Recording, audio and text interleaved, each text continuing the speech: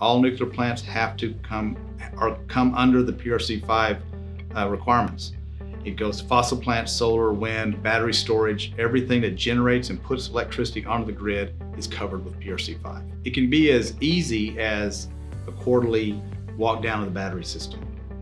But it can also then, the same battery has to be inspected and tested on a 1, 3, or 6 year periodicity for more intrusive testing, let's say, or testing, load testing.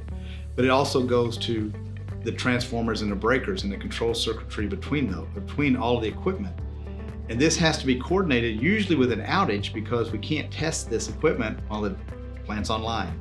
It has to be shut down. So now while we're refueling or doing any maintenance on the generator facility itself, we're also in the switch yard doing the work there to maintain PRC-005 equipment, because the whole purpose of PRC-005 is to ensure that if these protective relays and components are needed, they will function properly. Because we don't want, like I said before, we don't want the cascading blackouts that have happened in our past.